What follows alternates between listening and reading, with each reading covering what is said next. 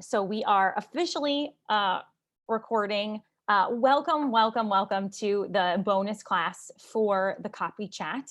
If this is your first time being at a bonus class, I'm so excited to have you here. Welcome. If this is your second, third, fourth, fifth, sixth bonus class, which I know is that for some of you, thank you so much for supporting the Copy Chat and continuing to support the Copy Chat. Thanks to you, we raised over $10,000 for Sage USA, which helps to support advocacy and services for LGBTQ plus elders. And we couldn't have done that without you. So thank you so much for your generous donation. And something that I've learned from working so closely with charities, and I'll just share this with you for a second. So with this and our past work that the Copy Chat has done, with giving, the Copy Chat alone has given about close to $60,000 to charity, which is really beautiful. So again, if you've been here in the past, you've helped us donate. We've donated to the Headstrong Project to help vets get the mental health care that they need and deserve.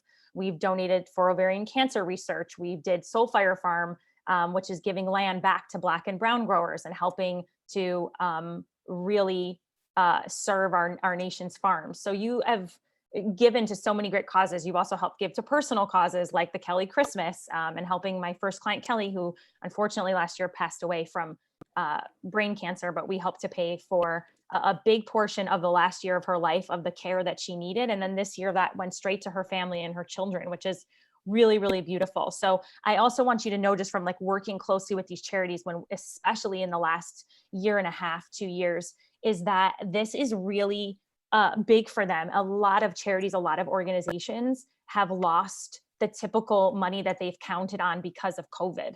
To give you an idea, with the ovarian, with Hope for Heather that we donated to last summer, some of you might remember, they usually have a summer at the New York State Fair, which is back this year. But last year, the New York State Fair was canceled, and they usually make a big chunk of donations from being at the fair. And we were able to make up a large portion of what they missed out on through the Copy Chat. So I want you to see that you have the power to make major impact for organizations, whether it's what you've seen us do, or even a couple $100, $1,000. It really makes a difference for organizations and for charities.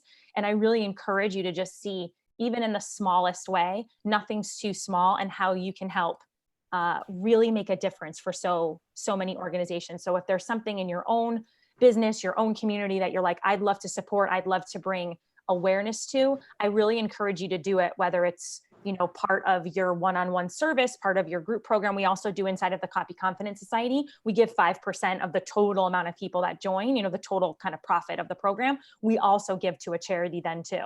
So I kind of want you to see all the different ways that you can do that, in small, medium, big ways. And it all counts. And not just from a financial perspective, but you also help to bring awareness about a cause that you believe in to people. So there might be people that never heard of Sage USA before, or hadn't heard of Soulfire Farm or Headstrong or Hope for Heather, and now brings awareness, and that cannot be just underestimated. That's just, it has the power to just ricochet into so many things. So I just wanted to share that with you. So thank you so much. Thank you for being here today.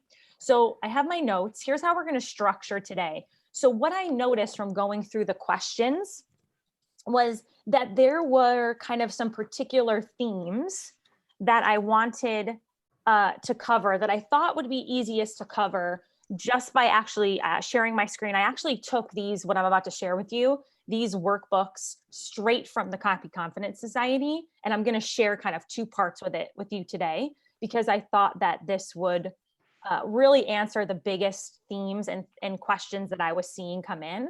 And then we're going to take, after that time, there were some specific questions that I have written down from Patrice, from Ben, from Lori, from Jane, from Carla, a few things to just ask you to kind of ask those out loud, and we can have a conversation about it. And then we'll leave time for any other questions or insights or things that come up. Sound cool? And just let me know in the comments if that sounds cool to you. Just give me a thumb. You can just give me the thumbs up in the screen. You can tell me in the comments.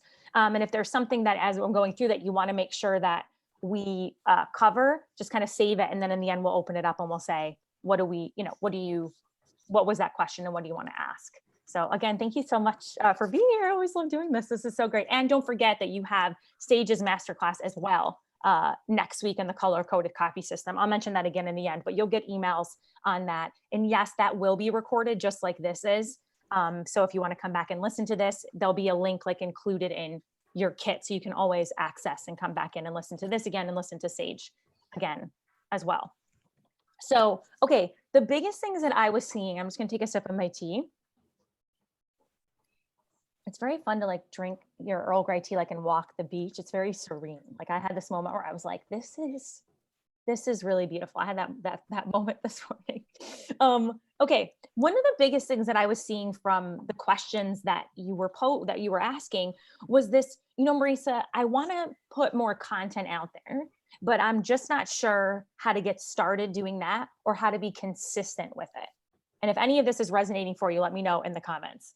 And the other part that was coming up was, well, how do I actually get people's eyes? How do I grow my audience? How do I have habits of growing my audience? Those seem to be like, and of course there were little individual things, and that's some of the people that I pointed out that we can talk to after. But those were some of the biggest things that I was seeing, which was around consistency, getting started. And that is exactly my question. Nick says, yes, ×2. Okay, awesome.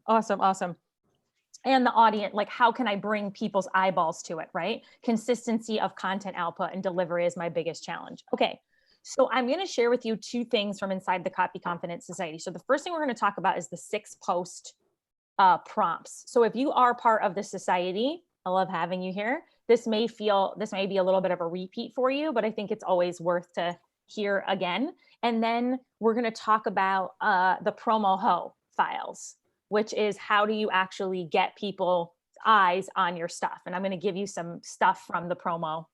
I always look and I always call myself like the biggest thing you can do for your business is be a promo ho, is promote yourself, is talk about yourself, is share your ideas with other people. And I'm going to give you some specific ways and how to do that. Okay. So I'm going to go ahead and I'm going to share my screen. Let me just make sure that this is open for you. Okay. And let me just make sure. Okay. I have some sample little things open as well. Okay. Can everyone see my screen? Will you just give me a thumbs up? Okay. So I'm going to run you through these like 6 kinds of great posts. So one of the things is that you learned a ton in this season of the Copy Chat, especially on Social Media Day, right? From Gwen when it came to Reels, Letitia talking about how to shift from that educational content to more belief shifting. Ray and Letitia still talked about, 30% can be that educational, but maybe more of the, depending on your audience and if you're selling a little bit more higher ticket, then maybe you're going to want to have then 70% of that being more belief shifting. You heard Jara talk about hacking your Instagram captions and boosting engagement. So we talked a lot about kind of the different ideas for posts. But one of the things that I love about the 6 posts and is that what my goal is for you is that once you kind of get them and you know what they are, you can just cycle through them again and again. So I never suggest that you post every day or that you need to post every day. It's just not my jam. And I'm just going to ask you just to mute yourself if you're not muted, just to look down, not because I don't love you, but just so that we don't have any background noise. And then when time for questions, you can of course unmute yourself. I don't think we need to be posting every day, but when we do, it's like great to have a great idea of what you could be posting and not kind of just sitting there at like a blank screen, like what should I do today? And I want you to know this is exactly what I use. This was born out of our curriculum specialist, Cassie, basically interviewing me and asking me, what do I do inside of the Copy Chat? What is my plan? What is my kind of content posting plan? So it's kind of these 6 posts that I'll cycle myself through. So let's say I post twice a week. I'm just going to make this up. Then I might do post 1 on that Tuesday, post 2 on the Thursday. The following week, I would do the idea for post 3, post 4, post 5, post 6. So now you see that this is like 3 weeks worth of content if I was to do that. So it depends on what days and how often you're posting, But the idea is that you can cycle yourself through this. You can follow it just 1 through 6, or once you kind of get it into your body, you can switch it up. Now that you know it, you can replace, you can come back around to the beginning and maybe start at 3 or 4 or 5. Okay. So the very first post is storytelling, right? I'm not going to spend too much time here because you have my interview from this season of the Copy Chat to go back and listen to, right? We talked about in that interview with one of our rock stars, Katie, about the importance of storytelling, right? There's an intimacy in storytelling you won't find anywhere else. It's our oldest form of communication. Humans learn through story. We remember better when there's a story attached. We talked about this that entire Friday with Michael, if you with me and Mike, if you remember from our big storytelling day.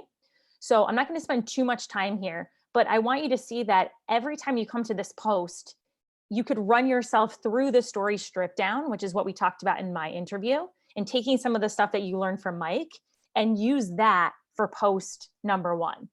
So to give you an example of this, and hopefully I put these in order, which I thought was, so this is from back in 2019, which now feels like the before times. So the before times, I had somebody send me a pitch email, and it was kind of cold. And I wish this person had been, there were a few things this person could have done to tweak it. So I kind of told a story about this. So it starts with, get the yes from your next pitch email. A few weeks ago, an email popped into my inbox that went like this. Hi, Marisa, came across your profile on Instagram and love your message. Insert more about what she does here. I would love to help support your social media. If you need assistance, let me know. Insert her name. When I popped a screenshot of this into the Copy Chat Facebook group, the chatters immediately pointed out the impersonal and how cold this cold email really was. So what could she have done differently? So I kind of just told this very brief story at the top, which again will illuminate if you go back and listen to what we talked about in me and Mike's interview from the last day of this season of the Copy Chat. And then I just gave 3 ways that this email could have been stronger, right? Get a one-way ticket to specific town, mention something that's unique to a person, i.e. a podcast episode they were on you loved, quote your favorite part of it, etc. Number 2, clearly guide them to the next step with a clear call to action. Don't be, well, I wrote this wrong. It should be wishy-washy with a let me know. Instead, try, let's hop on a 15-minute call and see if this is the right fit for you. And then I put click here to schedule, make that clickable. Feel the difference? This is now an email you want to respond to because it doesn't feel like a bot. Want the remaining 3 tips to cracking the yes code for pitch emails? Tune into the Copy Chat beginning July 8th. So this actually became a story that helped me promote the Copy Chat 2 years ago. So the first post is around storytelling. I'm going to run through these and then we can take a moment to stop for questions around what part of this you might need more clarity. Okay. So if there's a part that you need more clarity, just let me know and we'll go back to it. Okay. Number 2 in the post is authority. So authority is where that educational, remember what Letitia was talking about? This is where that 30% or whatever your ratio ends up being, depending on, high ticket versus lower ticket, a few other elements that may be unique to you. This is where you have that authority posting. This is also an opportunity for you to have that educational content here. This is also a great opportunity to share other people's authority as well. So I like to kind of mix it up when I get to this post. So it could be sharing your own authority, which is like your own process or frameworks. Maybe there's a specific statistic around what you do that you want to shed light on. Maybe it's sharing content from other experts in complementary niches and tagging them. And maybe there's something that you saw somebody write or share that you really loved, and you share it onto your social media and talk about why you liked it so much and tag them. Maybe it's sharing an article that you were featured in or that you read and maybe drawing out a moment of it. So if I was sharing an article that I was in, of course I would link it. If I was sharing an article where maybe I wanted to grab out a teachable moment, I would definitely mention the article. We want to cite our sources, right? But I would draw that call to action to be an idea or something that I want them to think about, or leading them back to my own community, right? So I might say, oh, I'm just making this up. I was reading in the New York Times about, how, again, I'm just making this up, about how storytelling is, still the number 1 way to call in people. which got me thinking about this awesome story strip down that I teach inside of the Copy Confidence Society. Here's the first part of it, right?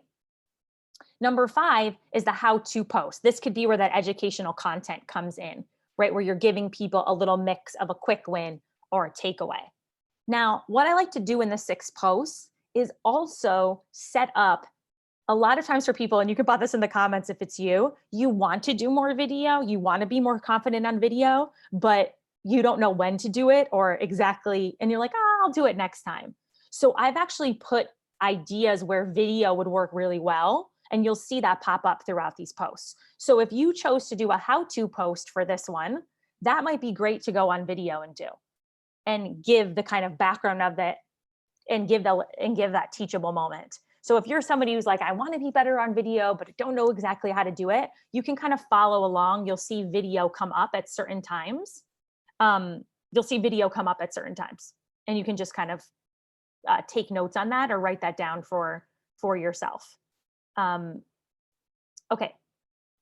Awesome. So here's some questions to help you generate authority posts, right? Because for some of you, it might be like, okay, got it. I have some ideas percolating, right? But here's some things to just ask yourself, and you can take notes on this or take a screenshot of this as we go, and just kind of think about this like this.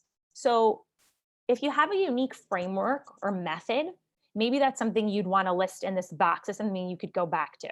So I'll use myself as an example. You hear me talk a lot about the kind of 3-part framework that I teach in my group, in my inner circle mastermind Limelight, which is part 1, which is Beetlejuice your brand, which is making sure that your offers and your copy and your content sound like you.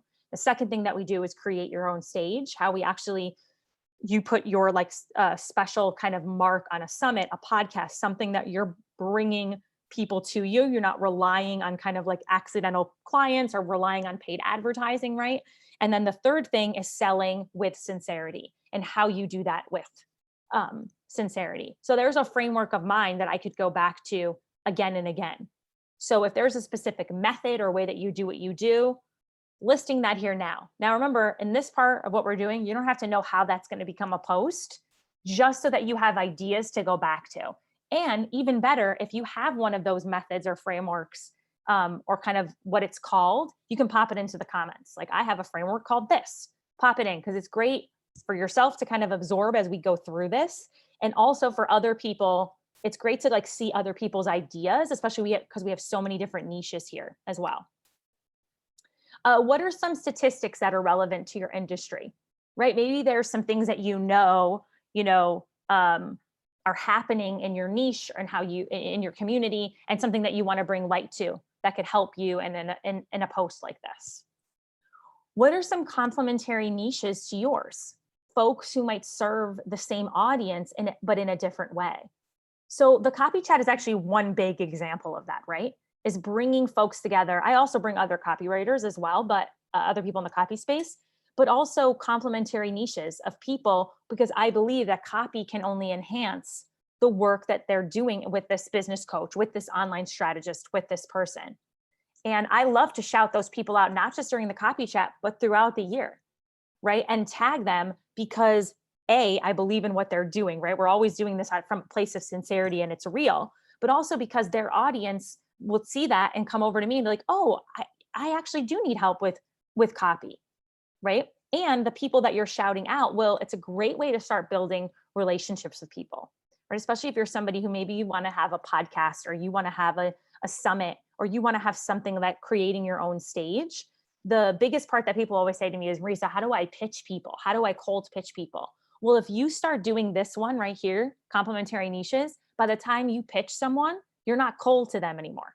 If they remembered, oh yeah, I remember you shouted me out in that thing. Oh, hi, nice to hear from you again, Issy. Nice to hear from you again, Lawrence, Michelle. You see what I'm saying? There's a difference in that energy. And so then there's really no such thing as a cold pitch, right? Again, what are some of your favorite experts in complementary niches? Great. What are some things that you can teach people that would help them maybe learn? What are some examples of your educational content, right? What are some examples of things, or maybe like a certain myth? And this is going to get repeated again later, but I think it helps here too. What are certain myths that people are believing to be true that need to be shifted? What is something unique to what you teach that you want to share? So, for example, use myself as an example again. Inside the Copy Confidence Society, messaging is a big part. I believe that the best copy can't fix a muddied message. So we devote the first half of the course to messaging. Like, you can't even unlock the other copy modules until you've gone through the messaging, which is very unique. It's not usually inside of a copy program as in-depthly as it is in ours. So that would be something. Also, if there's something that people aren't recognizing about why they need copy, a lot of people will say, oh, I'll look at copy later. And I know, no, copy isn't the icing on the cake. It is the cake, right? So that could be part of my educational content in that box. And so I'd love to see what's an example of that in your own niche. And you can pop that in to the comments. What's an example of a myth that people are believing that you know needs to be shifted, or something unique to what you teach or help your clients with? And just pop one of those into the comments. Let's see what you come up with. Oh, we already have frameworks in here. The chili lime method. Yes, Katie. I love the chili lime method. 3B's framework. Brittany. Our unique approach to mantra meditation. This is so great. Katie, 6-part financial freedom framework. Paulette, 5 keys to unlock your inner maker. These are so good, y'all. Lucille, 4-step foundational framework for new business owners. Hi, Cindy. Cindy says 3 unique takes on double strung harp technique. Oh, this awesome. Working on the new book. Yep. Paulette says that left brain people can't be creative. Okay, so now we're getting into the myths. This is great. Lawrence, bookkeepers are nothing but number crunchers. You can change your spouse. Vana, myth. You can't. Uh-oh. I'm Thursday is a decade with my husband, and there's nothing I'd really want to change about him. Really, he's pretty amazing and perfectly perfect. Our anniversary is on Thursday. The shift method based on self-care. This is great. Okay, so right away, these are ideas you can pop into this box, right? And then going back to what Jara talked about in her interview on Wednesday, remember how Jara talked about, okay, you can take something you've used in the past, but just share it again with a different angle. Remember, she had the motivate, inspire, educate, and entertain. So let's say I'm Cindy for the double strung harp, right? And the myth is I don't need technique. So Cindy could share that same post and talk about why technique is so important and why you want to get help with this new instrument, right? She could share that same post, but have maybe a different opener with a different angle, that instead of like inspiring them to want to grab that technique, maybe the next one was to educate. Maybe she leads with the statistic the second time she shares it, as opposed to like the fun anecdote if she was doing the education or the entertainment. Does that make sense? Pop this into the comments if you get what I'm saying there, because I think it's important to remember that a lot of times we keep coming back and think we have to come up with new content. No, you can come at these every time you come back to it with a new angle. Yep. Okay, great. Yep. Love it. Love it. Love it. Makes sense. Just different perspective on the same message. Yeah. So once you have some of these concrete things, if you follow through even today and write them down, I'm telling you that you're going to have so much content. You just got to, sometimes we forget. So that's why I really encourage you to write this down wherever you're taking notes, repurpose it, and just come at it with a different angle or a different kind of opener. Repeat yourself. I've actually been going through this because now, we're going to have our next round of the Copy Confidence Society opening in September. I was going back to the emails and like so many of these emails where I talked about are so great. I'm just going to use these and change the angle, right? So just I think it's an important thing to remember. Okay. And how can you make the work you do visible? So sometimes when we get to this authority post, or where we're sharing other people's authority, or we're sharing that framework or that thing, is there a tangible thing that you can share? Whether it's like showing a behind the scenes of this, or showing a picture of like inside of your course or the module or working with you, or even showing a snippet of you coaching someone if you like had their permission, right? So this is what could be in like the box on Instagram, was like a quick little audio of you walking through this to someone, and then the caption. So I like to think outside the box here. What are some ways that you can make the work you do visible? It could be a carousel post, or it could be, the 3 reasons why you need technique on the double strung harp, and Cindy could just, you just go through the carousel, and each of those could be a different of the 3 reasons, right? And she could use the caption to repeat it or to expand on it. So I also like to think of like, what are some ways that I can make it visible? And I've also given you some ways you can get it started as well. So if I were you, I would take a screenshot of this. So quick, answer these 3 questions. I'm not going to read all these, but we'll go through some of them. Attention, you need to know about this. Or X amount of shifts or steps to outcome or goal, right? So 3 steps to a message that people want to know more, want to know more about, or make people say, wow, I need to work with you. So I'm pulling back the curtain today. Or so you want goal or outcome. So you want, I use this actually for this season of the Copy Chat. So you want to get better at reels, but you don't want to dance or point. Read this first. And then I talked about how great Gwen's interview is going to be. So an example of an authority post that I had is cake, a business sale. You just heard me say it. I feel like this is going to like be on my grave, on my tombstone. It's just me saying that copy isn't the icing on the cake, it is the cake, right? So cake, a business sale. Business is like a cake. You might think copy is the icing, but it's not. Copy is the butter, eggs, and flour. To be successful and sustainable, your business requires 3 main ingredients. Sell in a way that feels good, call in the right people to sell to, aka lead generation, and a clear, persuasive message that gets people to rise up and pay attention. This is why copy matters most. It's how someone goes from saying, let me think about it, to I've been reading all your posts, every word on your website, and I want in. Want the 3-part framework to do this. And then I'm inviting people to join me for the Leave 'em Wanting More masterclass that was coming up, which is a preview to the Copy Confidence Society. I also had this as a carousel post to give you an example of what that looks like. So why your business is like baking a cake, and the 3 main ingredients required. So ingredient number 1, sell in a way that feels good. Without sales, you don't have a business. Ingredient number 2, call in the right people to sell to, aka lead generation. Without an audience, you're selling to crickets. And ingredient number 3, a clear, persuasive message. Without the right words, you can't call in the right people. This is why copy isn't the icing on the cake, it is the cake. Copy is the butter, flour, and eggs. Want to make sure your words are ready to woo your business cake? See caption for details. So you would likely start with this, and if you scanned through, I give you this like mini call to action, which is to read the caption. And then there's another call to action, which is come to the class. So there's like these micro commitments throughout. So thinking about in all of your posts, how can I help people make like micro commitments? And we'll talk about this when we get to Promoho files, about ways like if you're like, oh, Marisa, well, I don't have a masterclass or something coming up right now. So what could be my call to action, right? So we'll talk about some of those different ideas. Okay, number 3 is lay down the law. So lay down the law when I get to this one, if you have like my kind of hooker with a heart of gold personality, lay down the law is like, this is how I talk, right? But you might not be like, oh gosh, lay down the law is like scary. Gosh, I don't want to like upset people, right? So I want you to just like take this in. If you're a little bit like, oh gosh, I'm like scared to say something that might, kind of push buttons, okay? What I mean by this is really getting clear with why what you do, right? I always talk about you have to have that skin in the game, right? And the skin in the game is like a personal connection of what you started your business for, right? I always talk about I was $178,000 in student loan debt. It was like this anvil on my chest. I was like, I have to figure this out, right? And that really was my skin in the game, like personally, and what I wanted to get like done and dusted for myself was to get rid of that loan.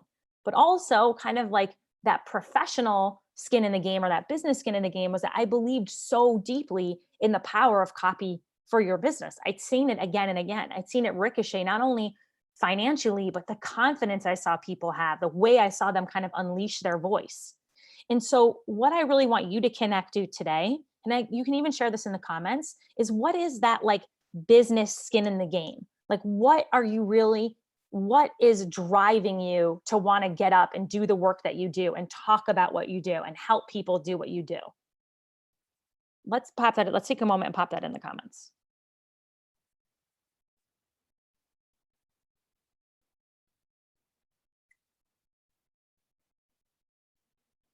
Yeah, we're going to talk about why then, if your skin, we're going to talk about offending people.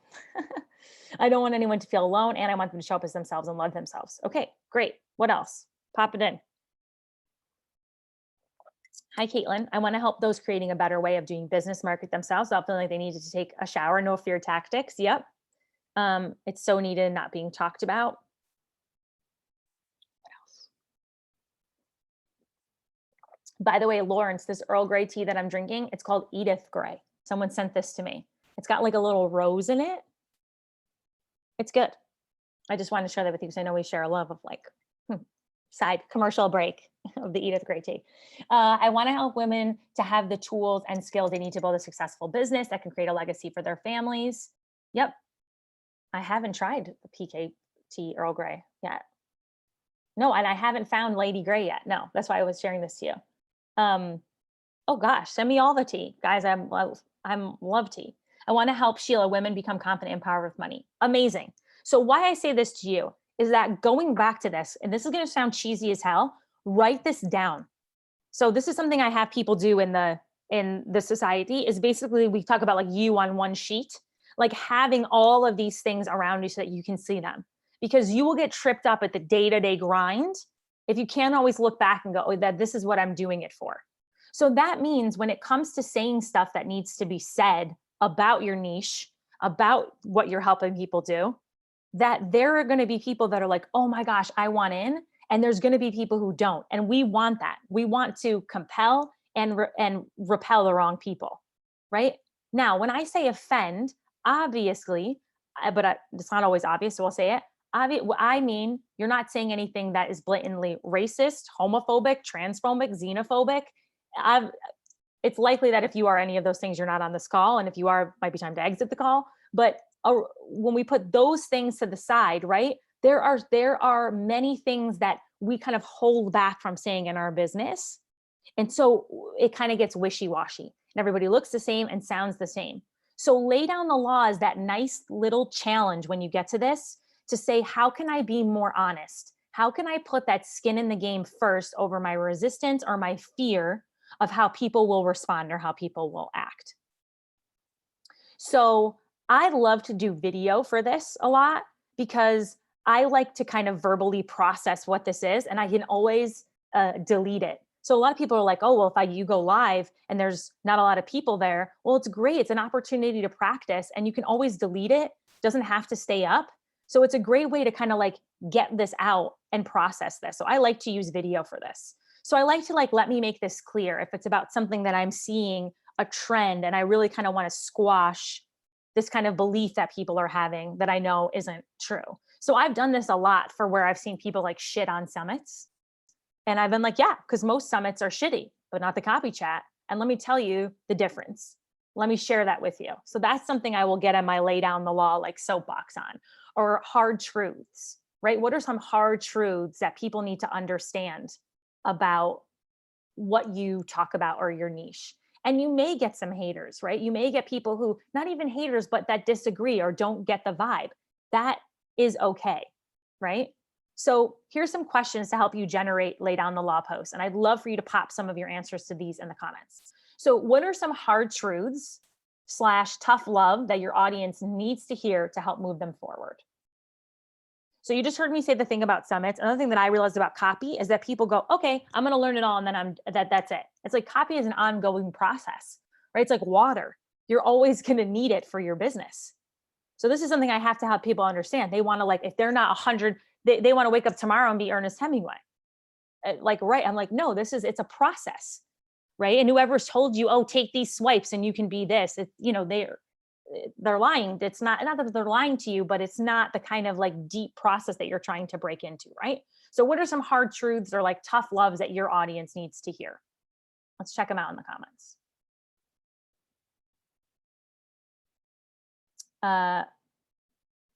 I'm going back up so I don't want to miss anything. Cindy says double strung harp isn't just fluff or nutter. I love that yes, Cindy. You can succeed faster and further with the language and vocabulary of music if you take time for the technique. Amazing. Great. There's a lot of people coming in. Hold on. Brittany says, my people need to know their patients do not care as much about the degrees as much as they care about your personality and ability to listen. Yep. Elizabeth. Hi, Elizabeth. Elizabeth says, hard truth. No quick hacks to help singers deal with colds and sore throats. You need nutrition. Damn, Elizabeth, as a former singer. Well, I still sing, but not like professionally anymore. I'm like, damn. So you're telling me that that summer stock job where all I did was drink iced coffee and like eat cookies and stuff, that was the reason that I couldn't hit my high notes in Kiss Me Kate? Is that's why? Yeah, that's so good. That's really, really good, Elizabeth. Your personal story isn't enough. You need to connect it to your audience, not get stuck in pain points. These are great. Vonna says sex gets better when you learn to communicate better. Oh, Vonna, this is great. We obviously, any of us who are in partnership or want to be in partnership or solo, we need you. This is great, Vonna. Thank you. Angelique says health over 40 is not impossible. It's just different than when you were 20. This is great. Yep. Issy says the first draft is not the final draft. Just keep saying that. We need that like tattoo. This is great. Love it. Love it. Awesome. Okay.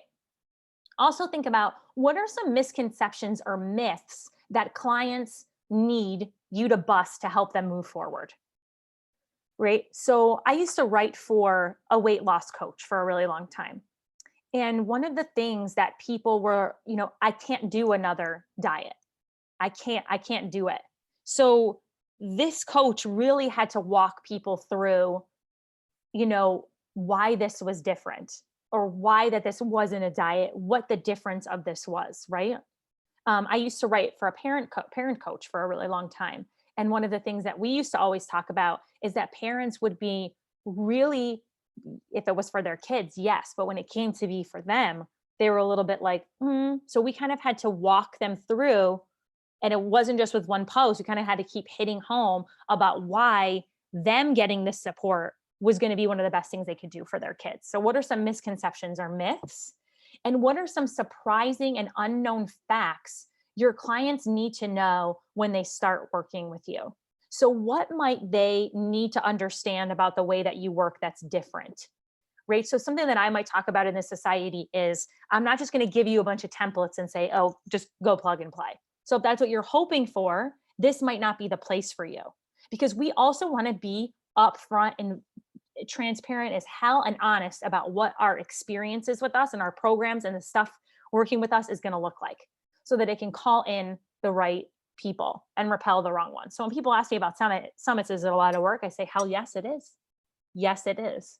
But yes, it is. But where else could you call in 500 to 2,000, if not more, warm leads that you didn't pay? Like, you could do that off ads. You be so like take a lot longer to get that, and those are going to be cold. These are warm coming at you. So there's the benefits, of course, but I like to be honest of going, yeah, it's a lot of work, but once you learn it, it's a system you can repeat again and again. I just did the 6th season of the Copy Chat. It's the same graphics, it's the same everything that I've been using for 6 seasons. So it's the gift that keeps on giving.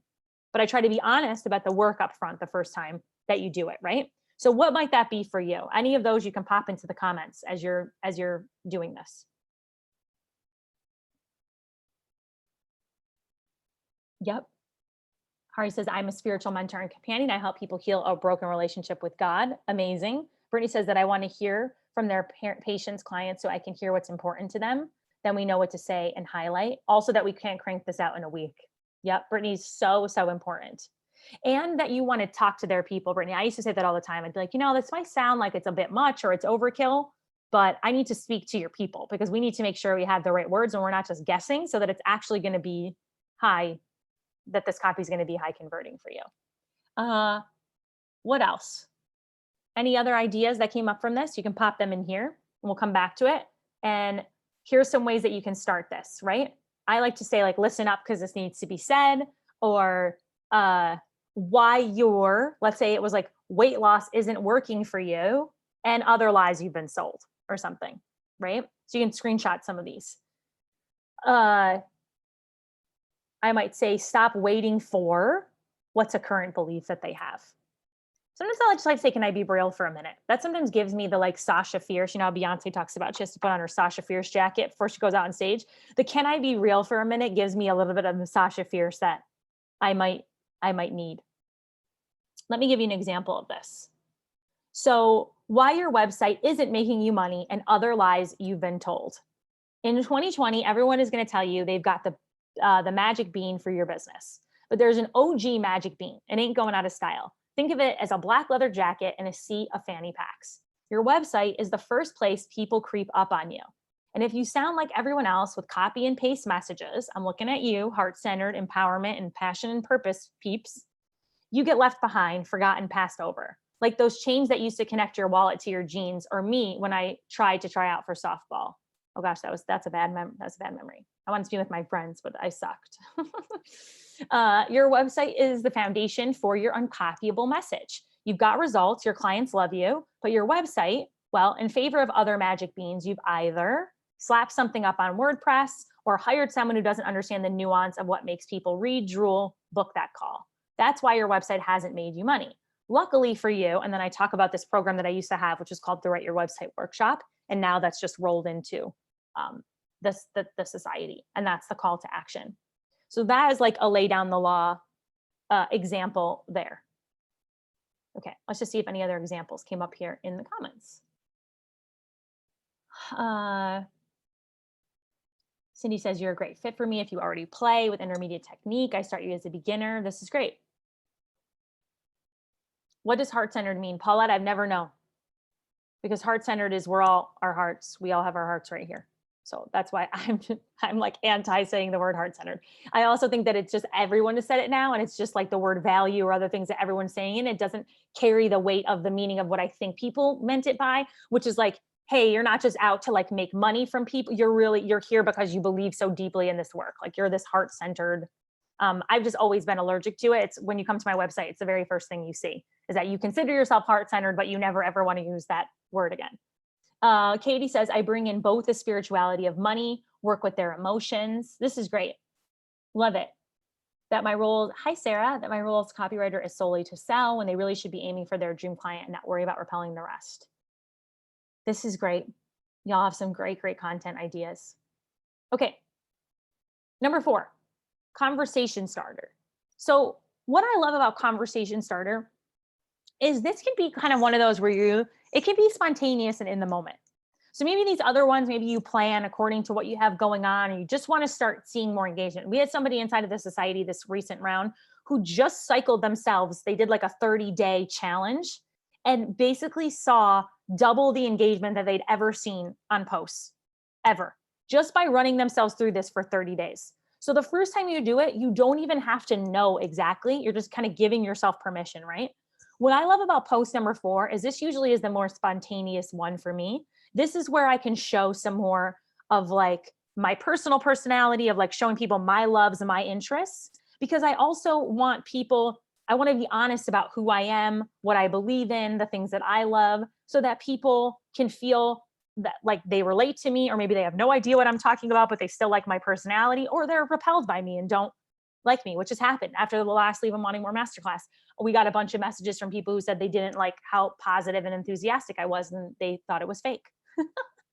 And that's okay, right? Like that's okay. That was feedback that people wanted to share, which is that they thought, I couldn't possibly be whatever I can't remember, like this positive or this whatever. And it's okay, right? You have to show up and be you, right? So I love to do this. I love to do this one kind of in the moment. If you've been around these parts for a while, you'll remember in Coffee Chat, the second one, Angie Gensler, the first time that she was on, talked about this post where she would get tons of engagement just by asking people, are you a coffee or tea person? And it was wild. And the reason why she said this is, especially if you do it in like your content lab, the place that you are showing up to try these posts out. Let's say it's Instagram or your Facebook group or LinkedIn or wherever your main area is. What's great is now somebody, if they answer that question, they may likely go into your world. So they come in on something simple, but then they're like, oh, let me check out what else Michelle has going on, or what else Cindy has going on. And they might look at other things in your feed or in your place. Maybe agree or disagree statements that could be related to, did you love Virgin River or not? But it could also be related to business. I did this one time where I was like, do you think you need a website to be successful in your business? And boy, oh boy, was that a conversation starter. Or a fact followed up with a question, of where your audience is. I might say, hey, storytelling is our oldest form of communication. How do you feel when somebody tells you to tell more stories? Pop it in the comments, right? So it can be a fun one. And I tend to be spontaneous with this. Like if I'm watching something, I'll pop into the Copy Chat Facebook group, which is my content lab. And I will say in there, oh my gosh, is anybody else watching, whatever I'm watching? Is anybody else watching this season of Virgin River and hating it as much as I am? And that was because Hope wasn't in the third season. And I don't care about anybody but Hope in that show. So I was really missing Hope. So I love Hope in the doc. So it can be that. So it's thinking about what are some of the things, and we talk about this a lot in the society, is asking yourself, take myself out of my business life. What could you find me doing on a Saturday morning? What are things that I love to do at night when I wind down? Do I read books? Am I like a Netflix person? Do I take walks? Do I love my garden? What are some of those, like we call them themes or motifs about you? Because that can help with the conversation starter as well. Questions to help you with this, or what are some common sides people take in your industry that you disagree with, or that maybe you want to just have a conversation about? I talk about this you on one page. I told you I took this right from the society. So this is my proof. That's why it says you on one page.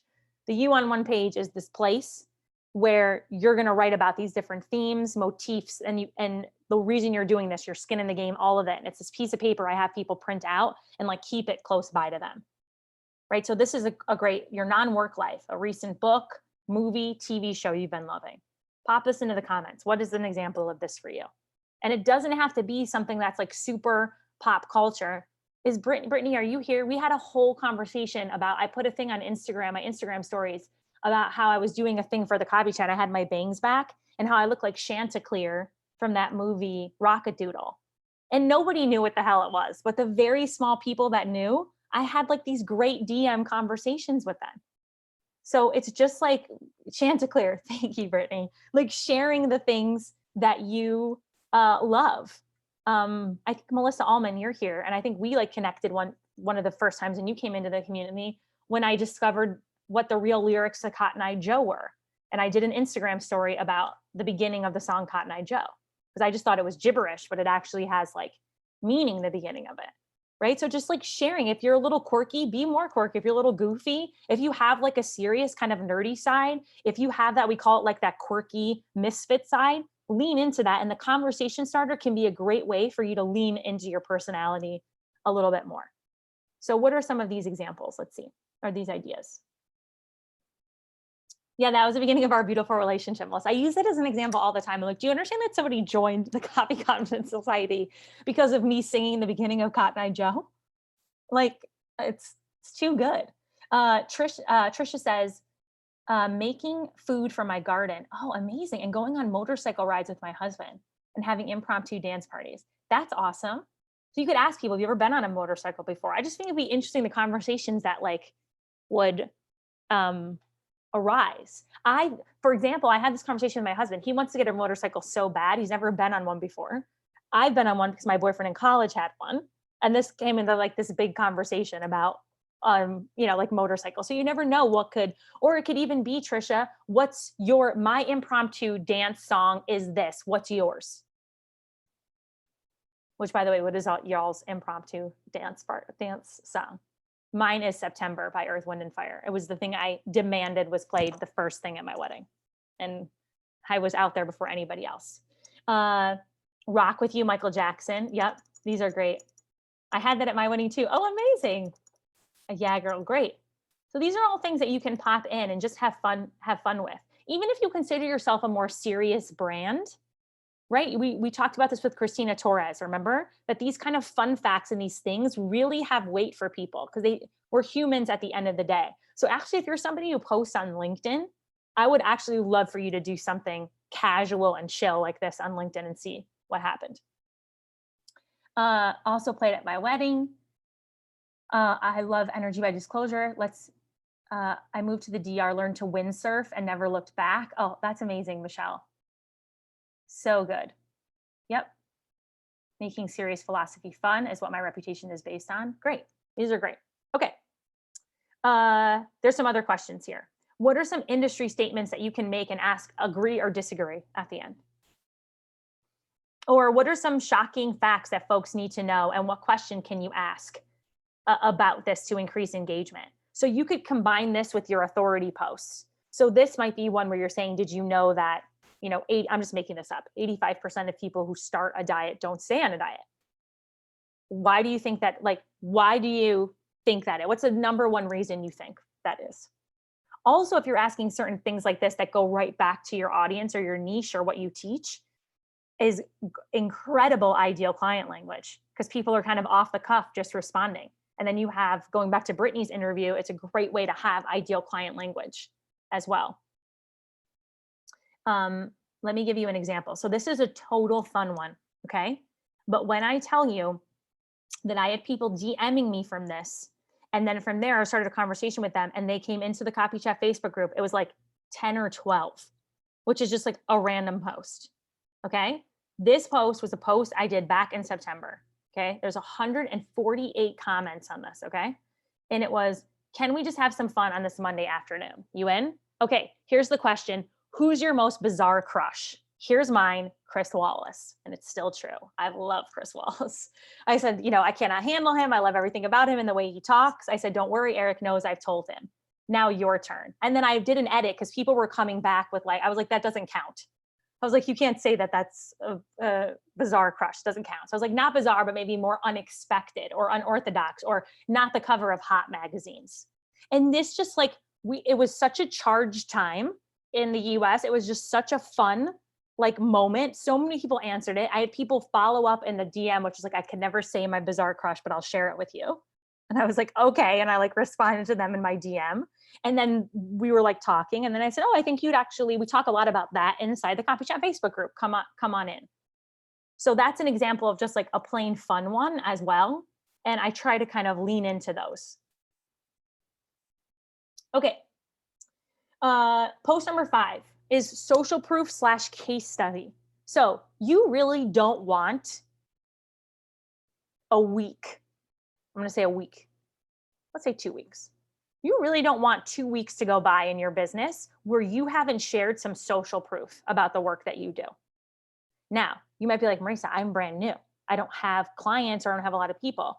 Remember that for a lot of you, you are your own social proof, your own experience, your own transformation, the work that you've done, that is social proof. So sharing that, again, an awesome opportunity to repurpose your kind of own origin story or transformation from a different angle.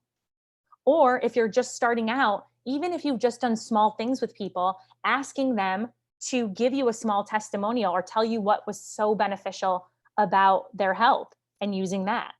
So this can be as simple as sharing a testimonial, a screenshot. This can also be another great place for a video, which is just a behind the scenes, which is inside, even if you didn't have a lot of people just yet, it's maybe showing people behind the scenes. Hey, inside of my program, inside of the work that I do with clients, here's what we do, right? This could be a great place, going back to Brittany saying, one of the things that I do with my people is I make sure that we get out and talk to your people. And why do you need that? So that's social proof in the sense of showing that Brittany understands the nuances of how she can get results for her people and is introducing her framework in there of how it happens. Also, client transformations. Maybe you do have some testimonials of people who shared on video. Share them, repeat them. It's okay if you shared someone a few months ago. The chances of everyone seeing that are so slim to none, I can't even tell you. Do you know how many emails we got yesterday from people that said, oh, the Copy Chat's done? Oh, really? Oh, I didn't see that.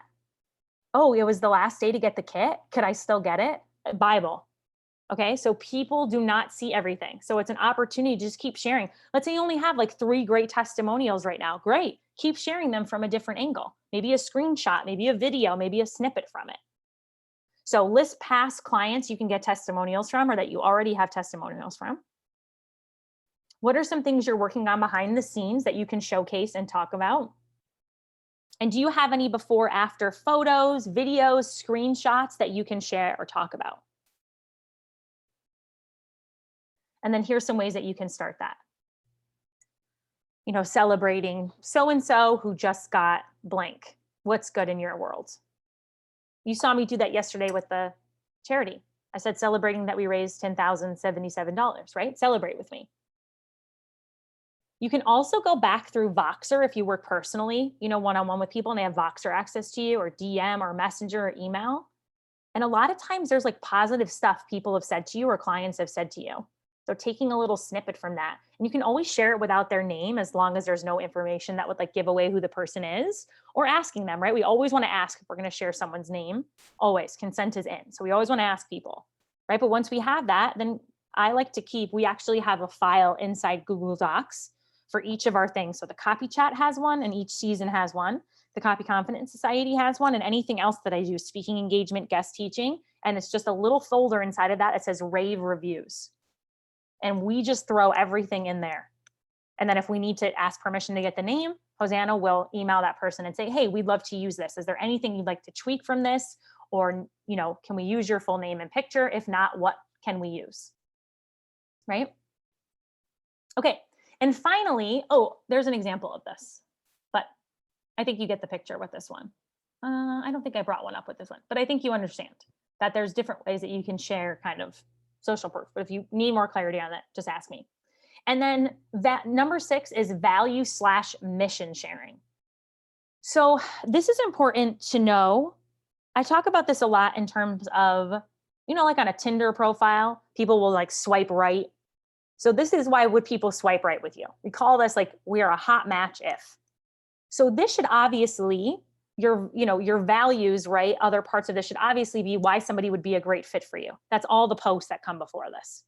But part of that hot match section is really speaking to the values and the things that are important to you. Those might be non-business related values. This may be you talking about how important your family is for you and building a business that honors that.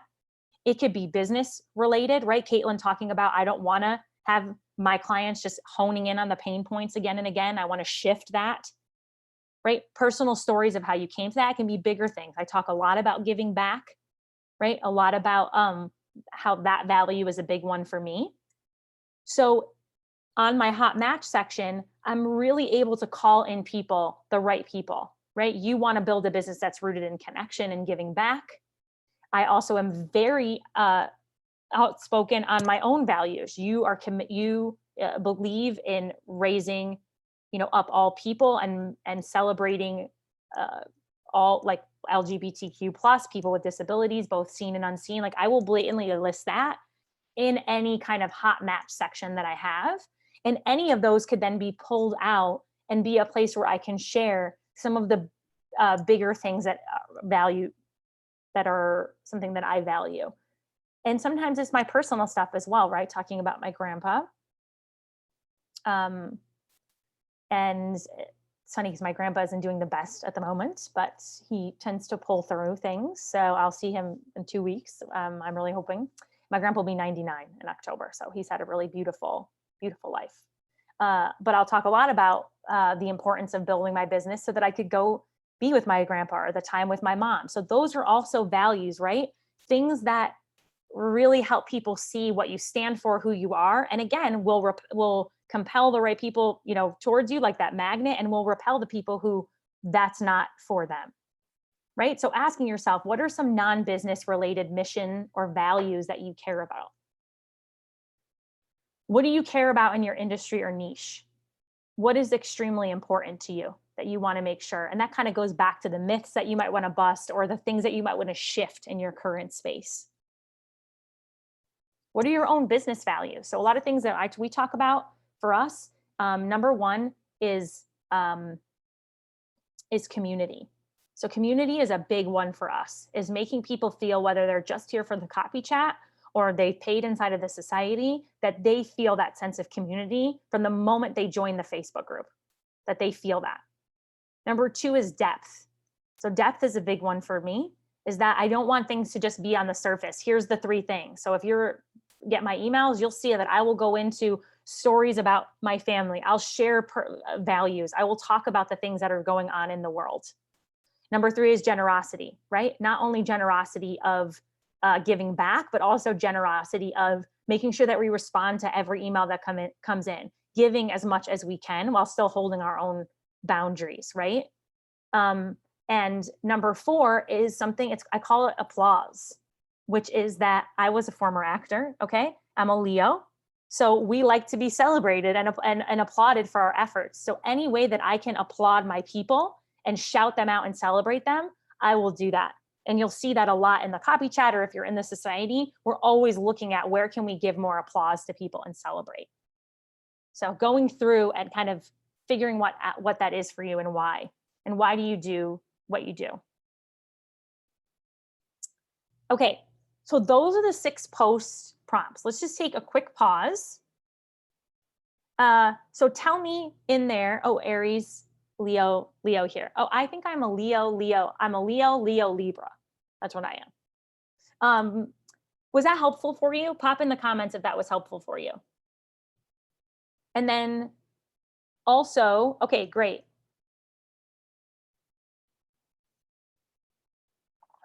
Great. So the idea is that you could just cycle through these for months if you wanted to, or you can start to switch it up, right? Any questions about this or where I could add more clarity for you? You can just go ahead and unmute yourself. Oh, this document?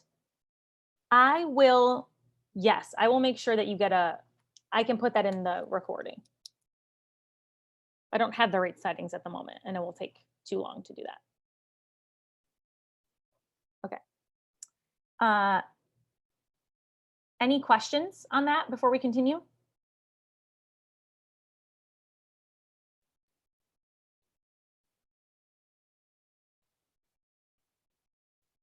Okay, all right.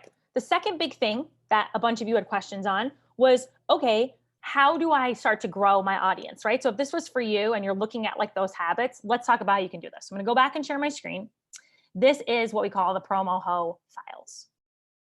So these are things that you can do immediately. Okay, we're gonna go through a couple stages, but all these strategies, most of these you could start without like any additional kind of prep work. If it were me, I would choose 2 to 4 activities that seem appealing and start incorporating at least one of these like each day or along with your posts is basically what I mean. So I'm going to talk about this in terms of a lead magnet, like a free resource. So let's say you don't have in a lot of my examples, I was talking about join the Leave It Wanting More masterclass or come to the copy chat. You might be going, I don't have that, but it's likely that you have a lead magnet or a free resource or something that maybe you want to share with people. Or you have what I call a content lab. Maybe you have a Facebook group or a place where you want people to show up and read and learn more about you. So there's some options to what that call to action can lead to. So a lot of times, let's say you have a new lead magnet or something that's coming up, or you're doing a guest teaching, or you started a new Facebook group. Whatever that is, announcing it live, right? Showing up and announcing it live on video. It's a great place to practice. And then giving the call to action to what that free resource is and sharing that all the time.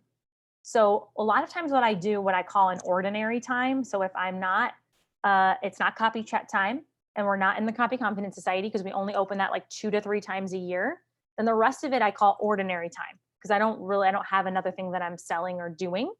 So that's an opportunity for me to just keep sharing my lead magnet, which is the 50+ scroll stopping subject lines. And I'm sharing it all the time. And you will see really, really great, like well-known people do this a lot. Just keep sharing back to that resource. So I've given you some sentence frames that you could do that. You could also use the 6 post prompts and just make your lead magnet or your freebie the call to action for each prompt and see what happens. So every time you come to that call to action, it could connect back to your freebie or your resource. Number 2 is the CTA all day, which is making sure that your email signature, your Instagram bio, your Facebook bio, any social media bio is like optimized to send people to where you want them to go. So I'll show you an example of this. So this is my personal page. So you'll see that this is a fake button, right? But if you click this, it's going to take you, can you see the language on the side? It's going to tell you to join the Copy Chat Facebook group. And you could just click and go into here. And it tells you a little bit about what it is. So you can just go to my personal page if you want to like swipe this and look at it. So this page is like set up for me to bring people in, even without me like knowing it. Like people are just coming in. And it'll be funny. Sometimes people are like, oh yeah, I saw this in Maurice's personal page. So setting up your page to really be ready to call people into where you want them to go. It could be my lead magnet if I wanted it to be, but I have it be the Facebook group. Number 3, become a certified promo hoe, which means anytime you get featured, it doesn't matter where you were. It could be in your local paper. It could be Forbes. It could be guest teaching. It could be anything that you're sharing that you're talking about why it was so important to you and sharing it and talking about it and making a point. If I have something that I do, if I'm featured somewhere, I will not only talk about it once, I'll make a point of talking about it 3 times. 3 times, 3 different ways. And I'm talking from a podcast to when I was in Business Insider, like all range of that. In fact, last year I shared the Business Insider article. That's when it came out. This year I shared it again, and there were all these people that were like, oh my gosh, congratulations, this is so cool, blah, blah, blah. I'm like, oh, it was a year ago, but thank you. Like it was renewed people that were like, oh, this is awesome. So remembering that certain pieces can really can be the gift that keeps on giving. Number 4 is lead magnet swaps. So let's say you have a free resource and in a complementary niche, someone has a complementary niche where you can swap, inviting them to do a lead magnet swap with you, right? So I might find somebody who maybe teaches people how to build a course and say, as you know, copy goes into every asset of that. And I know I have so many of my people who want to understand how to build a course. And we decide we're going to share our given lead magnets with our audiences. And you could make it a point of saying, I'm going to do a lead magnet swap once a quarter. Once a quarter, I'm going to reach out to somebody and do a lead magnet swap with them. Facebook Lives in another community. This is a great way to really, let's say you didn't even have a lead magnet, you didn't have anything. This is a great way to start sharing your framework, your unique methods, is reaching out to somebody in a complementary niche and asking if there's something that you could provide to their audience. People do this for me inside the Copy Chat all the time. I can't always say yes, but I always really appreciate a really solid kind of pitch for that and why it would be beneficial to the folks in there. So offering, clarifying why what you teach would be really helpful for them. And I actually gave you a little super simple script that you could use. Like why you admire their work. And I thought that this could be enhanced by showing your audience how to blank. So you could decide, I'm going to do 1 lead magnet swap a quarter, and I'm going to pitch to go inside 1 Facebook community a quarter. There's like 2 ways to kind of put yourself out there in that way. And then I'm going to follow the 6 post prompts, and all of the 6 post prompts, I'm going to have the call to action be either my lead magnet or to my content lab. Let's say I have a group or something that I want people to join, or just simply to DM me or to like comment below. Remember, we're always looking for those micro commitments. This is why constantly asking people, I call this the boy who cried wolf. You probably heard this in Sage's interview of this constant book a call, right? Because a book a call is a big deal for people. It's a big deal to get on the phone with people. Like, think about that. To be like, I'm going to so micro commitments, that's what we're going for. So what are those tiny micro commitments that you can get people to keep saying yes to? Which is why the conversation starter works so well, to just start getting people engaging in those different micro commitments. And then of course there can be, if someone DMs you, can be a strategy around that, but just getting started to see what are people even responding to, what micro commitments are really working, and always looking at the data. So every week inside of our team meeting, we will literally look at these efforts. We're tracking them. We're not leaving this up to because I'm also a very emotional person. So I'll just go, oh, okay, nobody joined this week or nobody did whatever this week, so I suck. You know what I mean? Like you'll just get emotional, get wrapped up in it instead of looking at the data. Okay, well, we followed the 6 post prompt. We had these 3 calls to actions. Here's how many new people joined. So we can start to really track what's really standing out and what we could lean in and do more of. That's where that depth comes in, right? How can we keep doing more of that instead of trying to do all this other stuff, right? Any questions about that? any questions about kind of getting started or getting yourself into those habits of growing. Of course, there's bigger efforts that you then can do, right? Doing something like maybe starting your own podcast or starting a summit or hosting a virtual event, right? But there are these smaller things that you could get started without much prep work to start to bring people in and see which efforts people are really responding to. Any questions about that I can answer for you? I've got one, Marisa. Oh, sorry, there's other people too. No, it's okay. Who was that just said it? Was it you, Brittany? So Brittany. Brittany, and then I Yeah. saw Cindy. So Brittany, then Cindy, and then we'll see who else. Go ahead, Brittany. So I popped it in the chat as well, but do you think for the Facebook, for wanting to speak in someone's Facebook group, is it an okay practice to pitch that in the DMs on Facebook, or should we try to find an email for that person? It depends on how that person likes to be contacted, which you don't always know, right? Jake, I don't know which one of those Jake agrees with, but Jake just barked. I don't know, he has something to say about it. For me, I'm trying to get away from my DMs just because I have so many. So I tend to, I have time to block off to respond to email. But you could always, so sometimes what I like to do, Brittany, is like voice message somebody on a DM and then tell them I'm going to follow that up with an email. So I might say, hey, Brittany, I'm, such a big fan. This is something that really stood out to me. I know inside your Facebook group, you talk about this, and I wanted to see if this would be beneficial to your audience. I sent you an email about it. Would love to hear your thoughts on it. I might use that to voice and then follow up with an email. Perfect. Yeah, it's good. Cindy, go ahead. Okay, thanks. Sorry, the camera's a little wonky. My Mac had to go in the shop yesterday. A question about Content Labs.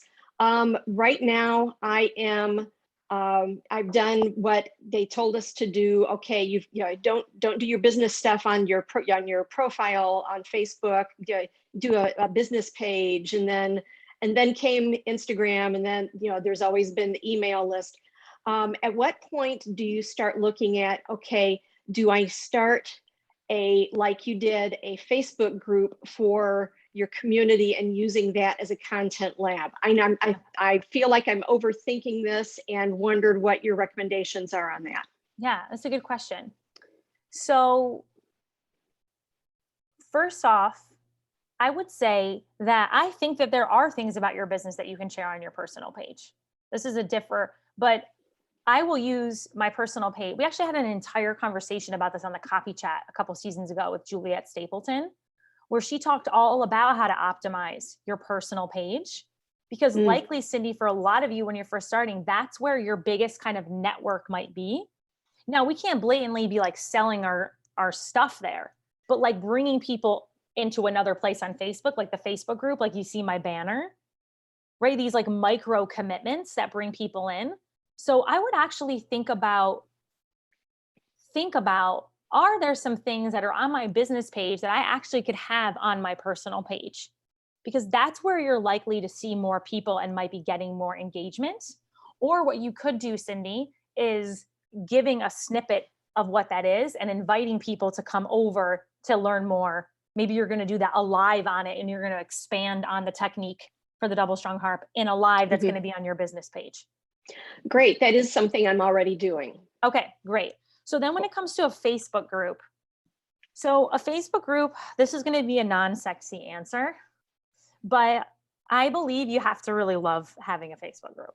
Like, people are like, oh, if the internet went away tomorrow, you want to make sure you have your email list, which is hello. I couldn't agree with more. But I would probably sit in a puddle of my own tears if I didn't have the Copy Chat Facebook group anymore. That's how much I love doing the group. And I really believe you have to love having it, because I believe that there can be all the templates, all the tricks in the book to like, oh, do this, even the 6 post prompts I'm telling you to do. There has to be an element of loving it and knowing what you want to get from it and why you have it. So if people came into that world, Cindy, what are you hoping would happen if people came into that Facebook group for you? I'm really not sure. I'm not sure if I'm actually one of those people that would love the group. The only reason that I'm looking at it is because there is a double strung harp group out there, And it's run by somebody who's an absolute fan guy of somebody who is frankly a competitor. And I'm wondering about, do I need to put my own stake out there for the, and a lot of these people, because I've been behind the scenes, don't even know about me. So it's like, do I need to put that stake in the ground and do that for myself? Yeah. And you know, the beautiful thing about it, Cindy, one thing I will say is you can always shut it down. Like a lot of things we get so, oh my God, it's set in stone, but you could do it. You could give yourself 6 months. And at the end of the 6 months, this happened with a really great friend, colleague of mine. She had her Facebook group and then she just found like it wasn't for her. So she told those people exactly where to go, where to find her, and why she was shutting it down. This is something that I remember the great, if you remember Dallas, who was on our last copy chat, she'll always say like, there's no bad news in your business. It's all in how you relay it to people. So you could be 6 months from now and you could be like, hey, everyone, I've actually realized that the best way for us to get this is through this experience. And therefore, I want to thank you for showing up here, but I'm not going to have this group anymore. Right. So you could also just experiment with it and see, but you might want to take some time, Cindy. And I would say if you're open to this experiment of just taking some time to journal or however you verbally, I'm like a verbal processor. So when someone tells me to journal, same. The journal is my husband. My poor husband now has to take a walk with me that I can speak to him. And he can His help me voice remember. memos. Yeah. Yeah, so he can remember what I said. So I'm like, we'll start our walk, and I'll be like, it's journal time, you know, and really think, why do I want this group? And making the stamp, that's valid. Do I want that place where I can show? Maybe there's some more specific, the technique things that I want to share that I want people to come inside the group for. So for me, people know if I'm going to go live, it's going to happen inside the Copy Chat Facebook group. So if you want to see me share on Wednesdays, and you all have seen dive into certain things that I'm going to talk about, that happens inside of the Copy Chat Facebook group. So I give people a reason to come in there as well. So just take some time to go, why would I want this? What are like 2 to 3 concrete things I'm hoping it does for my business? And what are like 2 to 3 things I'm hoping it does for my own like confidence? One of the things that the Copy Chat Facebook group was so great for me starting out was just a place where I could kind of practice. It felt almost like it felt safe that I could really speak and be myself in there because I knew that people wanted to be in there. They had like come in and they stayed and they were listening. And if it comes out and that pros of the pros and the cons is coming out, then I'd say try it out. You can always cancel it or not do it anymore.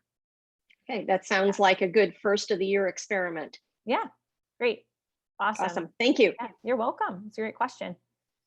Anybody else have a question on anything we talked about with the 6 posts or the, I see some I hands. I have a I question. saw Elizabeth and then Yeah. Rosella, I think. Oh, Elizabeth, okay. go ahead. Yeah, so if we do have, our Instagram and Facebook biz page and we have our Facebook group, how do we coordinate where we post, when, Yes. how can we repurpose most effectively? Totally. Okay. So there's a couple schools of thought about this, Elizabeth. So you can kind of just like take the fish and spit out the bones of what feels good to you. So I use the business page to drive people to the Copy Chat Facebook group. So I will give an idea of what's coming up, like if the Copy Chat's happening, or there's a fun live I'm going to be doing in there, or a reason to get people in there. I will use the business page to drive people to the Facebook group. But I'll still keep the like lives and the things that I'm doing inside of the Facebook group. Does that make sense so far? Yeah. So, and then in the personal page, a lot of times, to be honest with you, that's repurposed. That might be just the exact same for my personal to my business page. But my goal is that they both drive people into the Facebook group where the majority of kind of my content or going live or like these 6 post prompts will live. Okay. And then how about, where does Instagram play into that? Yeah. Okay. So Instagram. So for me, my content lab, because for me, I never want to encourage anybody to feel like you have to be everywhere all the time. I would rather that you were like in 1 to 2 places and you kind of like, for the lack of a better word, like mastered that. That felt really good. So for me, it's the Copy Chat Facebook group and Instagram because I love it. So Instagram is a way where I'm still doing the same thing that's on my business page and my profile, and I'm just still driving it to the Copy Chat Facebook group. Does that make sense? So it's like personal profile, business, and Instagram feed, like Instagram posts, are very similar, if not the exact same thing. And they're all driving to the Copy Chat Facebook group. And then my stories, my Instagram stories, to be honest with you, Elizabeth, I just have a freaking ball on my Instagram stories. Like that's where I will have like my purple hair filter. I'll show a picture of me and Jake. I'll talk about things, and I will still lead into whatever that post is or what I'm talking about. But the stories is where I'm really being spontaneous. That might be where if I get to number 4 in the post prompts, like the conversation starter, I might use that as my stories. And I try to do stories like 3 to 4 times a week. And I wish I could tell you I have some sexy like system for that.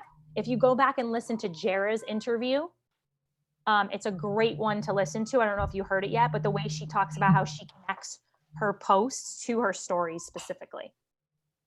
Yeah. Okay, that's good, because I've heard that, I don't know, in one system that I was trying, but it just somehow doesn't seem right, was just use the same posts in, it goes like from your email, and then from the email get social media ideas, and then post first in your group, and then a few days later post the same thing on Instagram. Yeah, and why wasn't that feeling good to you? I don't know, it just seemed, because then you had to find different pictures and different graphics for everything, and in that way, and I don't know, it just, I kind of was more curious, I guess, than what you were doing and what your approach was. Yeah. And I'm still kind of trying to discover what works and it for might me. be a mix. And also, Elizabeth, let me ask you this: what happens if it's the same picture and the same graphic? What happens if people see the same thing? Well, I guess my feeling was that having the group is more exclusive than everything else. So Yeah. don't want them to feel that if they're scrolling through Facebook and then see, or through Instagram, and they see the same thing and saying, well, what's the point of me being in this group? Yeah. So I'll only say this because, and this might resonate for you, and if it doesn't, you can throw it out. But for me, I think I'm always so hyper aware of my business because it's mine, right? Mhm. But for the rest of us, like, people are kind of scrolling through. They don't scroll through with the same kind of like eagle eye that we have on our stuff. So even if they saw something that's repeating, and I only say this because I'm telling you, all week long, we are going to field emails of people that are like, oh, the Copy Chat happened. I missed it. Even though, Elizabeth, let me tell you something, I've been talking about the Copy Chat season since May, that it was coming up. Like that, people will still, so sometimes repeating ourselves, it's okay, even if people see exactly what they see, the exact same thing. So I would just be interested to see, like, okay, what would happen if you, Elizabeth, decided, all right, let me just see it repeating myself for a while. Let me just see what happens without like worrying if people are hyper kind of aware of it, or what we just talked about, which is making some of those things the same, but what am I doing inside of my group that does feel exclusive? So for me, I might repeat a post, Elizabeth, but if you want to see me go live, that's going to happen inside the Copy Chat Facebook group. So there is something that's very exclusive, which is that's the only place that I really do lives, and I show up consistently there. And if I don't do it, people like Issy has messaged me and said, like, you were supposed to be live at 11 a.m. And I'm like, sorry, I'm running late today. So what's something that might be exclusive to the group, Elizabeth, for you, that's only going to happen inside of the group no matter what? What might that be? Well, I do 2 lives a week, so that are just in the group. Yeah, so maybe that is like, and what is your niche? What's your area of expertise, Elizabeth? Well, I do health coaching for singers. For singers. Oh, that's right. We talked about this. Oh, yeah. Yes. Elizabeth, yes. So if it were me, I would be like, if you want the video, if you want me to like hear my thoughts on this or see what my clients are doing or my people, that's what I'm doing inside of the Facebook group. And everything else, I would come just for the video of you, because I like to kind of like hear people and get that experience of them. So maybe that's the thing that's exclusive. And then the other things that get repeated, it's okay for now. Okay, that sounds good. Cool. Thanks, Elizabeth. Thanks. Yeah, I needed you back when I was doing summer stock theater in my 20s and didn't know why I couldn't hit high notes and was like upset about it. So I was stuffing my face with iced coffee and like cookies, like backstage. Yeah, absolutely not the thing to do. Not the thing to do. But when you're in summer stock and you're doing like 2 shows at once, I was exhausted and Yeah, getting well, paid that's the like whole thing $1 is a week. I help busy singers get their mojo and stamina so that they can do everything that they need to do. Wow. I'm glad you, anytime that we have that to offer what you do in the Copy Chat Facebook group, you should do it, because I have so many of my friends and creatives and people that are in that group that are all still singing and still doing stuff. So it's so needed, especially as people are starting to get back into performing. And they're like, what do I do? I haven't been performing in like over a year and like living with my parents, you know? Great. Thank you. Right. Rosella, I saw you had a question, right? Yes, thank you, Marisa.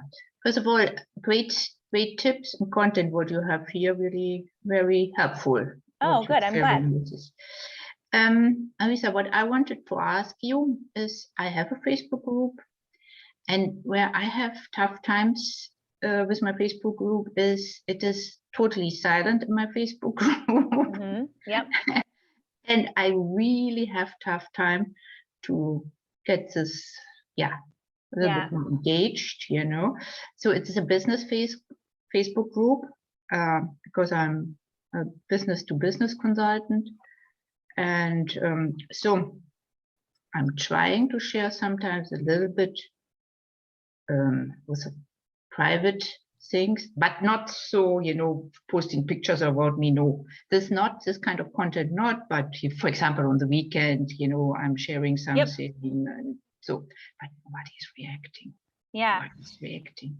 So one of the things that I found about the 6 post prompts, Rosella, is I've seen this with a lot of our people, is that they'll start to do these for a few weeks and they do see kind of a kick up in engagement. So I would be interested in seeing what would happen if you followed the 6 post prompt for a month or 2. And the other part of it is, so here's sometimes what happens. And I know this because not so much in this life, but when I was an actor, I was such a box checker. And what I mean by this was, like, I showed up to all my auditions. I was always on time, if not early. I did my warm-ups. I did everything I was supposed to do.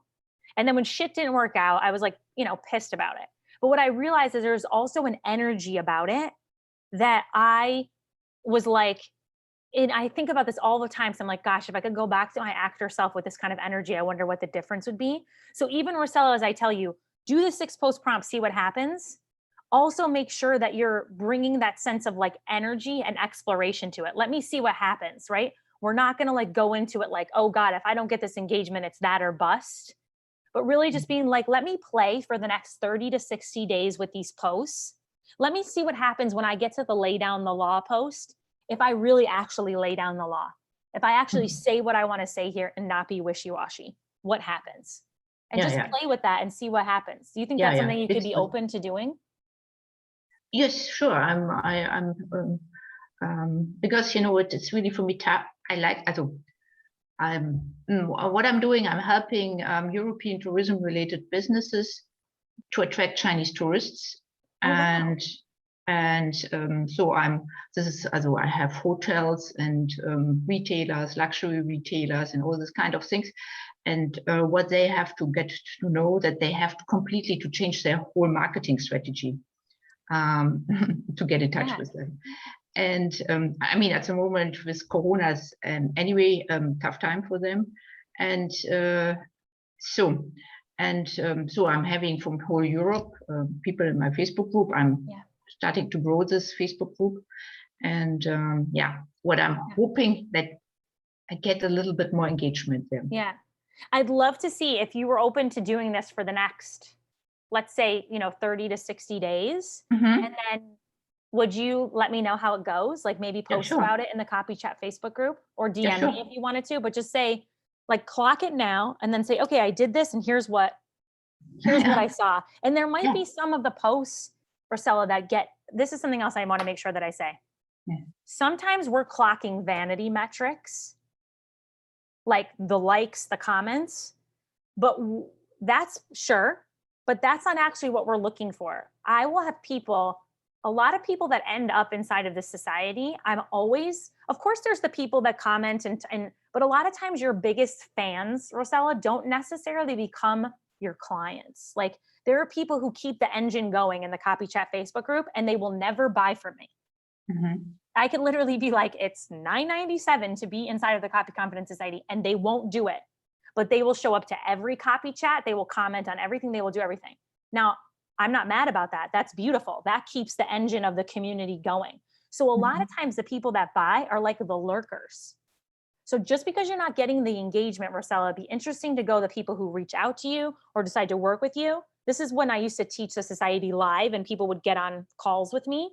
I would ask them, oh, so what made you want my help with what made you think that I could help you? They'd be like, oh, I read all your emails. I watch all the lives. I'm like, I've never seen this person in my life. I've never seen their name. So don't discount the kind of lurker. Sometimes we're just doing the post. And if we don't see that immediate satisfaction, and it's not your fault, it's what social media has done to us. Yes. But if we don't see that immediate satisfaction, we're like, it's not working, which is why I say, can you give yourself the experiment of doing it for 30 to 60 days? Absolutely. Okay, Absolutely. see which ones do get the engagement, but also clock in the background what's happening as well, not just the vanity metrics. Yes, sure. No, I'm really curious, and that's why I love it, because you give new inspiration and to do things differently. Good. Oh, I'm so glad, Rosella. Thank you. No, thank you. It's a great question. And I want you all to know I run myself through the same system. There will be times where I'm like, I don't know what I want to say to people today. Haven't I said it all? Don't you all get it?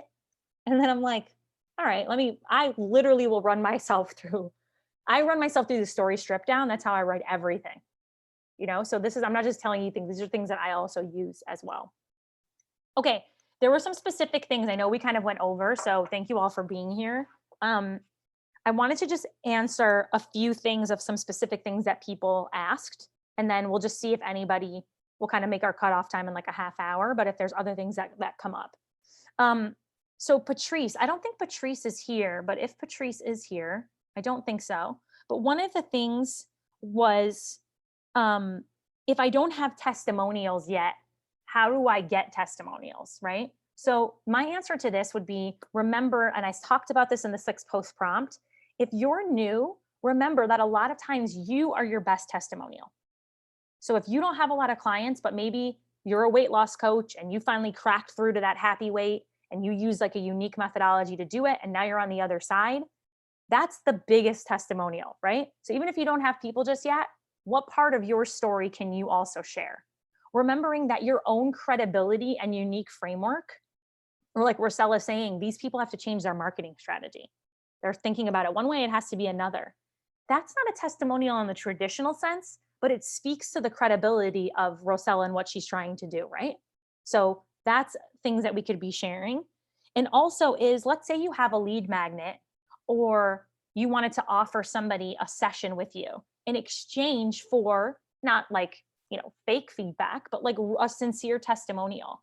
That's a great way to get started. So a lot of times that's what happens in the society, is that people will use the community to help them start to get some of those kind of rave reviews and things to start as well. So let's say you have a lead magnet and you want to offer it to somebody and be like, I'd love for you to run through it and just really share with me one concrete takeaway that it did for you.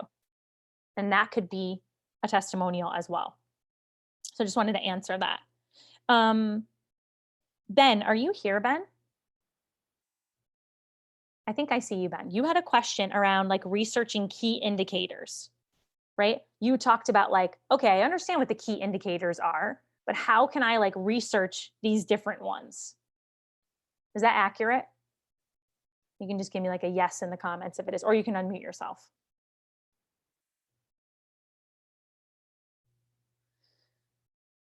And my question was going to be, okay, yes. So did you listen to Brittany's interview, the first interview on research? It's okay if you're new to Zoom. I'm glad you're here. You listened to it. Great. Awesome. You're doing a way better job than half my family on my mom's 70th birthday party Zoom. Okay. Like nobody knew how to use the camera. Nobody knew how to do it. Like it took like 20 minutes just to get it like going. My mom, it was her birthday. I set it up with her so she knew, I'm not kidding you. She came onto her birthday party in pitch black and it was like this. And she was like, I'm here. And I was like, okay, this needs to change. So you're doing a phenomenal job, Ben. Okay. So one of the things that Brittany said, which I think is important, Ben, to think about, is those different areas. So survey Like, don't discount the survey. So if there's key questions that you like, key indicators that you want to find more about, make those particular questions in the survey that you want to find out about. So for example, if it was me and I wanted to know where particularly people were struggling with messaging, because that's a big thing that we do in the society, in a survey, I might ask 2 to 3 key questions about that indicator that I need to find more about. I may, when I'm speaking to people, is making sure that I don't let people get away with just going, oh, I feel overwhelmed or I feel blank, but asking them to break down that adjective and say, can you tell me more about, where does that overwhelm come up in your life or in your business or whatever the niche is? And that's the meat. When somebody goes, oh, well, if we go back to what Elizabeth was sharing, well, I'm overwhelmed by knowing how to take care of my voice, my singing voice. Well, can you give me an example of where that comes up for you? Now that's the meat of someone saying, well, in between gigs, how do I keep it going? I find it when I am doing a gig, I actually eat really well, but then between, I'm kind of like, oh, whatever, does that make a difference? Can I just get back into it? Does the nutrition, can I, or does it have to be, right? So having people go a little bit deeper with you. So I like to ask key questions on the survey and also asking people to go deeper on a particular thing and then to pare it down. So 2 things that we do, Ben, is one, just naturally, I kind of can tell if I've spoken to people what keeps coming up. Other times I will put things into a spreadsheet, and those things where you can then make it into the words and the key words will pop up. I can't remember what that thing is called, but it was like my team will make this and like a diagram will appear with the key things, and we'll be able to actually see which key words and things are coming up, and then we can attach it, right? Look back of the repeating patterns. So we can put it all into a spreadsheet, and then we can literally make it into one of those charts where like the certain words will pop out more. And then we can go back and see where it came from. And then we'll know exactly what people are saying in their own words, like a word cloud. Thank you, Lawrence. That's what it is. So word cloud, I freaking love, because sometimes and also our own kind of, what we know people need will sometimes get in the way. So really look at that stage when you're in the research of what they're saying. So the word cloud will help them pull out their words. Then you can match it back to those responses and see exactly what that language was. That helps. Awesome, Ben. Thank you. That was a great question. I don't think Lori's here, but Lori was asking about like a free opt-in page, like getting someone to opt in for something that's free. Okay. I'm going to show you this quickly. Hold on one second. I thought I had this up, but of course I don't. Hold on one second. Okay.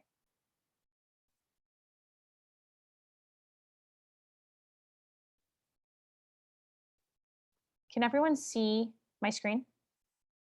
Yeah? Okay. So for a free opt-in, right? I like to keep it super short. Super short. This is why you might get to this and you might go, yikes, I don't know how to make it this super short. This is likely not a copy thing. This is a messaging thing. This means that either the lead magnet or the thing that you're talking about is not clear enough just yet, that there isn't a clear outcome, which is a conversation for another day. But for this, here's what I like to have. I like to have a strong headline at the top that helps people know exactly what they're getting. So I don't lead with the title, right? Remember Courtney Foster Donahue talking about this in her sales page? So not even leading with the title of what it is or what is it going to do for the person, right? So take your email from maybe later to must read now in seconds with the 50+ scroll stopping subject lines. So thinking about what is that transformation you want people to get from this free thing, whether it's a webinar, it's an opt-in, it's a lead magnet. Then you want to make it very clear for how the person can put their name and their email. And don't get cutesy with the button. Keep the button simple. Send me my subject lines, right? It doesn't have something cutesy in there. It's really easy to see. It's in a contrasting color, and it's easy to know that this is clickable, right? So a clear button. And then I like to have a small piece, a testimonial here. So this is a great example of Alyssa, somebody who was a Summit client of mine. But when I created the 50 plus scroll stopping subject lines, I asked her to look at it and tell me what she used and what she loved about it. So this is an example of having just like simple social proof in there as well. So again, you want like a headline that gives them the transformation and what they can expect, the clear title, a clear place to put their name and email, make the button super clear. And if you have a small testimonial below it, that can really, really help as well. And I usually either say pair it with a picture of you or a visual representation of what they're going to get. So if it's like a guide, maybe it's like a picture in a box of what that looks like, but making sure that it's clear of what it's connected to as well. Okay. And then just seeing if there was anything that came up about that. And then our final thing that we had a question was, it was Jane. I don't think Jane is here. Jane, are you here? Jane had a question about if you have lots of different things that you offer for your welcome series. So there's two roads to think about this. If you have a lot of things that you offer, well, it's a conversation for a different day. I would think about paring that down. But if you have a bunch of things that you offer, it's either looking and saying, do I have a lead magnet or a free gift that pertains to each offer so that people can come in very clearly with what they're needing, that I can segment from moment one. Or if they do drive in, having a PS in that first email that maybe sends them to your services page or another page where those offers can be listed out.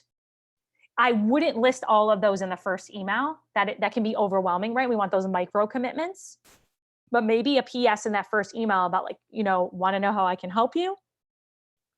Click here, and that could take them to a services page or another page where it's listed those individual ways. Another thing that you could do is use the welcome series as you go throughout. This is something we talk about in the society, and like email 3 or email 4 of the series to introduce 1 or 2 of your most popular services or offers and describe those in those emails in a little bit more detail. And then maybe link them back to that page. But always considering those micro commitments.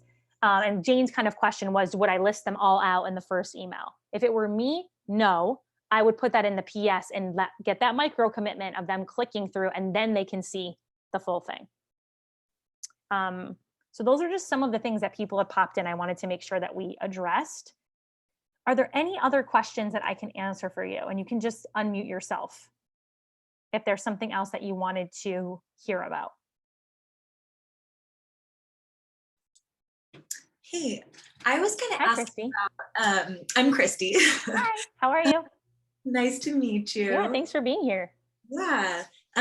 I have some clients in the physical product space, and there is a lot of overlap for sure, but I'm just wondering if you have any different strategies. Like some CEOs are a little more willing to tell their story of how they were led to the product. Others are much more like mission focused. And so I do lean heavily on like talking about their mission and focusing on, the products and UCG or UGC, but I'm wondering if you have any other thoughts on, types of posts and if those 6 still kind of apply in the same way.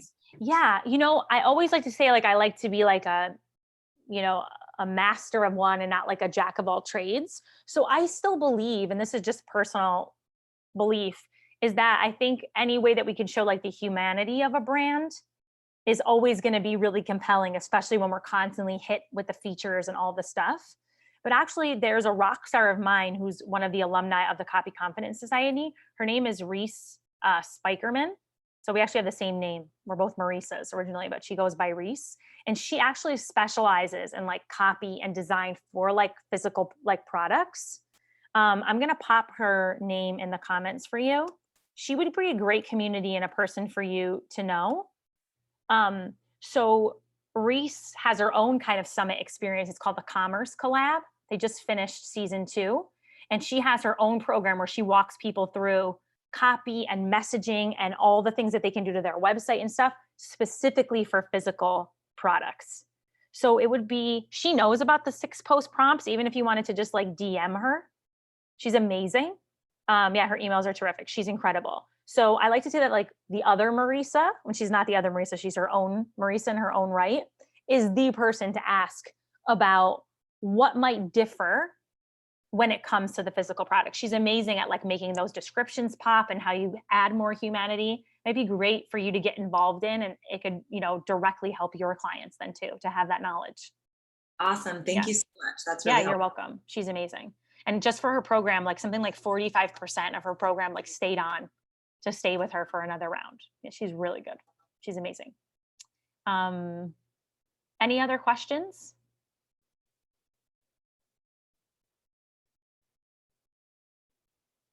Yeah, Cindy, definitely check out Reese. Yeah, anybody check out Reese anyways, if you want to see like just great copy, and as always. Awesome. I'd love to see what was your number one takeaway from today? Was there something that really stood out to you? Maybe it was something you've heard before, but you heard it in a new way. Maybe it was something you never heard before. Maybe it's a little challenge or something you're going to give yourself to go do. Just pop that in the comments super quick. I'd love to just see that.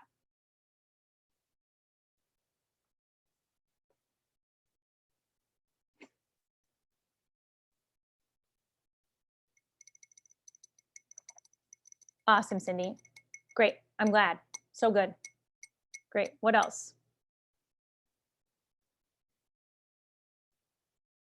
Oh, Lana, you can totally do this. Thanks for giving me a framework to proceed. Yes, I can't wait. Please, please keep me posted as you do these, as you crack through. Put it in the copy chat, DM me. I'd love to know how it's helping you.